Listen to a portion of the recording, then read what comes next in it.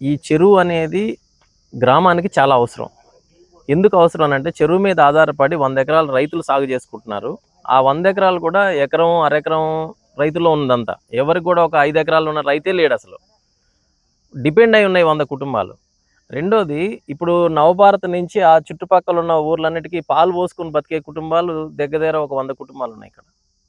ఆళ్ళ గేదెలకి నీళ్లు కావాలన్నా ఇదే చెరువు. గేదెలని క్లీన్ చేసుకోవాలన్నా పొద్దున్నుంచి ఈ చెరువు మీదనే ఆధారపడి బతుకుతున్నారు.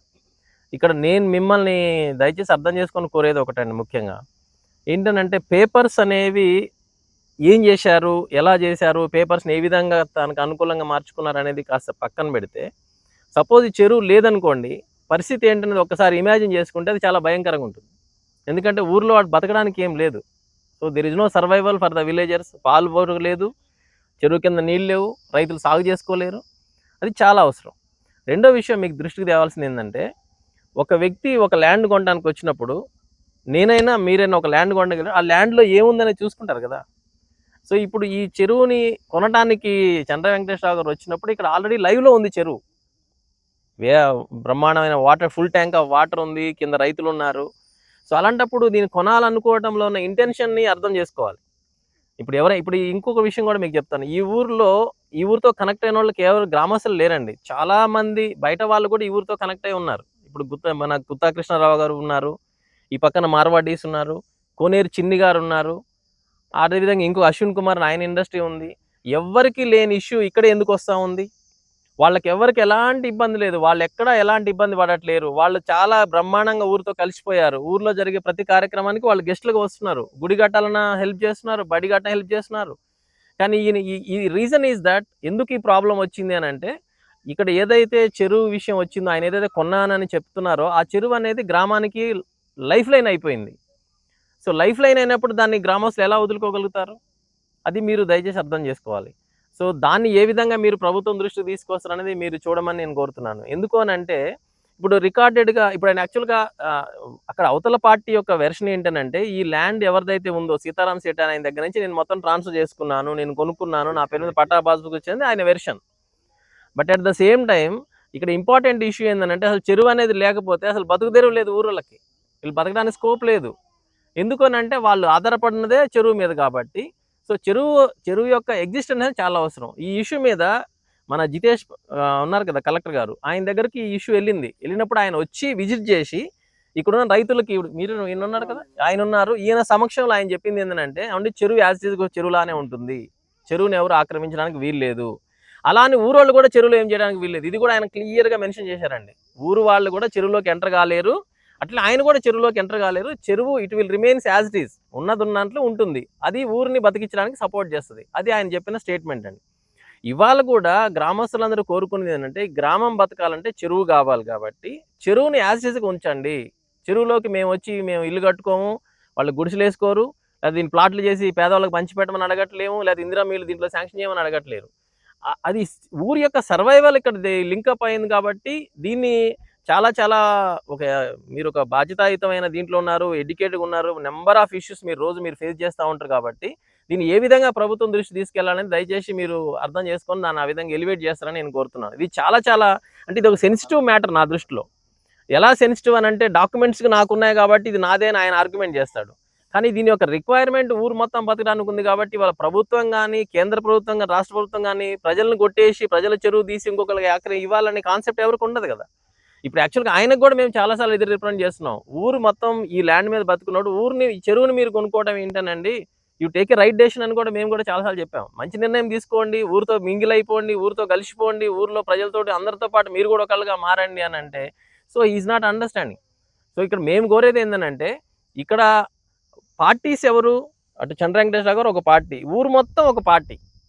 సో, ఊర్లో ఏ ఒక్క ఎక్స్‌కి గాని, వైకి గాని, జెడ్‌కి గాని ఇక్కడ పర్సనల్ ఇంట్రెస్ట్ లేదు. ఇప్పుడు నేనే ఉన్నాననుకోండి, నేను గ్రామస్తుల్లో ఒక గ్రామస్తుడిని. నాకు ఆ చెరువు కింద ఒక అరెకరం భూమి ఉంది. ఇక్కడ కూర్చున్న వీళ్ళందరికి అరెకరం, ఎకరం భూమే ఉంది. ఒక అరెకరం గురించి ఇంత తీసుకోవాల్సిన అవసరం లేదు. కానీ అరెకరం, ఎకరం ఉన్న వాళ్ళు 100 మందున్నారు. 100 కుటుంబాలున్నాయి. They are surviving. అట్లానే పాలు పోసుకొని అమ్ముకునే వాళ్ళు 100 కుటుంబాలున్నాయి. వీళ్ళందరూ ఎలా బతకాలి? అసలు మీరైనా ఇక్కడికొచ్చి కూర్చున్నారు గదా! మీరొకసారి ఇమాజిన్ జేసుకోండి. సపోజ్ ఈ చెరువు లేకుండా జేసేసి దీన్ని ప్లాట్లు చేసో ఇంకోటి కింద ఎళ్ళిపోయింది అనుకోండి. అప్పుడు what is the situation of the village? మొత్తం ఏమైపోతే రోడ్డున పడాలి కదా. సో ఇప్పుడు మాలాంటి వాళ్ళ సంగతి పక్కన పెడితే పేద రైతులు, పేద కుటుంబాల వాళ్ళు ఏమైపోవాలి అసలు? వాళ్ళు ఎక్కడికి పోవాలి? వాళ్ళ జీవితం ఏంటి అసలు? ఈ ఊర్లో వాళ్ళ పేరు ఇప్పుడు ఏమండి, ఇది మా థర్డ్ జనరేషన్ నడుస్తుంది సార్ ఇక్కడ. మా నాన్న తర్వాత మేము, మా తర్వాత నెక్స్ట్ జనరేషన్ పిల్లలు కూడా వచ్చేసారు. 3 జనరేషన్స్ ఇక్కడ బతుకుతున్నప్పుడు, సో ఎర్రగుంట అనే ఊరు నుంచి వెళ్తున్న ప్రతి వాడికి చెరువు కళ్ళారా గడిచిన 100 ఏళ్ల నుంచి కనపడుతున్నప్పుడు ఇవాళ దీన్ని డిజపేర్ చేద్దామనంటే అది ఎలా సాధ్యపడుతుంది చెప్పండి? సో దీన్ని ప్రభుత్వం కూడా బాగా ఆలోచించాలి. బాధ్యతాయుతమైన అధికారులు ఆలోచించాలి. గడిచిన కలెక్టర్ గారు కూడా సేమ్ స్టేట్మెంట్ ఇచ్చేలారు ఇక్కడికి వచ్చి. జరిగి కూడా ఇంకా ఎక్కువ టైం కూడా 1 ఇయర్ కూడా కాలేదు ఆయన వచ్చి. 1 ఇయర్ అండ్ లాస్ట్ ఇయర్ ఇదే టైంలో ఆయన వచ్చి ఈ ఇష్యూ మీద క్లియర్గా ఆయన ఎక్స్ప్లెయిన్ చేశారు. మీరేం టెన్షన్ పడకండి, చెరువు మీది కాదు, అట్లే ఆయనది కూడా కాదు, చెరువు గ్రామానికి ఇలానే ఉంటుంది, దాన్ని ఎవరు ఏం డిస్టర్బ్ చేయడానికి వీలు లేదు, చెయ్యలేరు కూడా, ఏమనైతే నాకు చెప్పండి అని వెళ్ళాడు ఆయన. Of course they may change కదా, వాళ్ళు వెళ్ళిపోయే అవకాశం ఉంటుంది ట్రాన్స్ఫర్స్లో. కాబట్టి ఇక్కడ నేను మీ దృష్టికి పెట్టేది ఏంటనంటే చెరువు యొక్క ఆవశ్యకత ఏంటి, ఈ ఊర్లోకి ఈ చెరువు ఉండటం, ఈ ఊరికి చెరువు ఒక బహుమతి అండి. నిజం చెప్పాలంటే చెరువు లేకపోతే ఊరు లేదు, ఊరు బతకాలంటే చెరువు కావాలి. ఆ దిశగా మీరు కూడా దయచేసి దీన్ని ప్రభుత్వం దృష్టికి తీసుకొచ్చే విధంగా మీరు సహకరిస్తారని కోరుతూ, ఇది ఇది ఇది చాలా చాలా నీడ్ అనమాట. ఈ ఊరికి ఇది చాలా నీడ్. ఇది లేకపోతే నో ట్యాంక్, నథింగ్, ఏం లేదు ఇక్కడ. ఇంకా సర్వే నెంబర్స్ ఇంకొకటి ఉన్నప్పుడు ఏమవుతుందంటే, సపోజ్ నేనే మీ ల్యాండ్ తీసుకోవాలనుకున్నాను అనుకోండి, నా ఫేవర్గా నేను ఎన్నో ట్రై చేసుకుంటాను, మీరు ఎన్నో try, it's all different topic. కానీ అసలు ఇప్పుడు సపోజ్ ఫర్ ఎగ్జాంపుల్ డాక్యుమెంట్ పరంగా అంతా పర్ఫెక్ట్గానే ఉంది అనుకుందాం, అంతా పర్ఫెక్ట్గా ఆయనకి వచ్చింది అనుకోండి. సో వాట్ నెక్స్ట్ ఏంటి? చెరువును మొత్తం వెకేట్ చేసి ఆక్యుపై చేసుకోవడం పాసిబుల్ అవుతుందా? ఒకవేళ అలా జరిగితే ఇక్కడ బతికేదేరు ఎట్లా? వీళ్ళ పరిస్థితి ఏంటి? అంతే కదండి. ఇది ఉంది కదా, ఒక జెన్యూన్ రీజన్ అంటూ ఉంది కదా. మీరు వచ్చి ఇక్కడ కూర్చున్న 5 నిమిషాల్లో మీకు కూడా అర్థమైపోతా ఉంది పరిస్థితి అనేది. కాబట్టి దయచేసి దీని యొక్క సివియారిటీ, ఎంత సివియారిటీ ఉంది, ఎంత సీరియస్నెస్ ఉంది. గడిచిన 10 ఏళ్ల నుంచి కంటిన్యూగా రైతులు ట్రై చేస్తూ ఉన్నారు, పోరాటం చేస్తూ ఉన్నారు. సో సామరస్యంగా మాట్లాడుకునే స్టేజ్ నుంచి క్రిమినల్ కేసులు పెట్టేదాకా వెళ్ళిపోయింది. ఈవెన్ దో క్రిమినల్ కేసు అయినా, అరెస్టులైనా, ఎక్కడి దాకా వెళ్ళినా కూడా రైతులు నిలబడి ఉండి మళ్ళీ ఫేస్ చేయడానికి రెడీ అవుతున్నారు. కానీ ఎవరికి వాళ్ళు కాంప్రమైజ్ అయిపోయి వదిలే మాకెందుకు లేని వదిలిపెట్టే స్టేజ్ లేరంటే, దాన్ని బట్టి కూడా మనం అండర్స్టాండ్ చేసుకోవాలి ఇది వాళ్ళకి ఎంత అవసరం ఉంది, బతుకు తెరువుకి ఎంత అవసరం ఉంది, దీని అత్యంత ఆవశ్యకత ఏంటనేది ప్రతి వాళ్ళు అండర్స్టాండ్ చేసుకోవాలి. మాలాంటి వాళ్ళం కూడా మేము అడ్వైజ్ చేసేది ఒక్కటే ఏంటనంటే, ఊరిని దృష్టిలో పెట్టుకొని, ఊరి యొక్క అవసరాన్ని దృష్టిలో పెట్టుకొని, ఊరు బాగుని దృష్టిలో పెట్టుకొని అయినా సరే అవతల వ్యక్తి కూడా ఒక మంచి నిర్ణయం తీసుకోవాలి నేను కూడా కోరుతున్నాను. అది చాలా చాలా అవసరమైంది. లేకపోతే ఇది ఇలానే కంటిన్యూ అవుతా ఉంటే ఇది ఏమవుతుంది? అంతా ఇదో యాక్చువల్‌గా చెప్పాలంటే ఎర్రగుంట ఊర్లో గత 10 ఏళ్ల క్రితం ఎర్రగుంట ఊరు నుంచి ఒక చిన్న కేసు కూడా లేదు పోలీస్ స్టేషన్‌లో ఎప్పుడు కూడా. ఒక చిన్న కంప్లెయింట్ లేదు. చాలా కూల్‌గా, కామ్‌గా, ప్రశాంతంగా బతికే రైతు కుటుంబాలున్న ఊరిది. అలాంటిది ఇప్పుడు ఏమైపోయిందనంటే కేసులు, పోలీస్ స్టేషన్‌లు. ఆ! సో మొత్తం అంతా చేంజ్ అయిపోయింది అంతా కూడా. ఎందుకు అనంటే ఒకటే ఒక్క సింగిల్ పాయింట్ రీజన్ ఈస్ చెరువు. తప్పితే వేరే రీజన్ లేదు, వేరే ఇష్యూ లేదు, నథింగ్ ఈస్ దేర్. కాబట్టి దీన్ని ప్రాపర్‌గా ఈ ఇష్యూని మీరు దయచేసి ఎలివేట్ చేసి, అవసరమైన విధంగా దాన్ని అధికారుల దృష్టిలో తీసుకెళ్ళి, దీని మీద ఊరికి న్యాయం చేస్తే మిమ్మల్ని కూడా లైఫ్‌లో ఎప్పుడు మర్చిపోలేరు ఊరు వాళ్ళు. అంత ఇంపార్టెన్స్ ఉన్న సమస్య ఇది.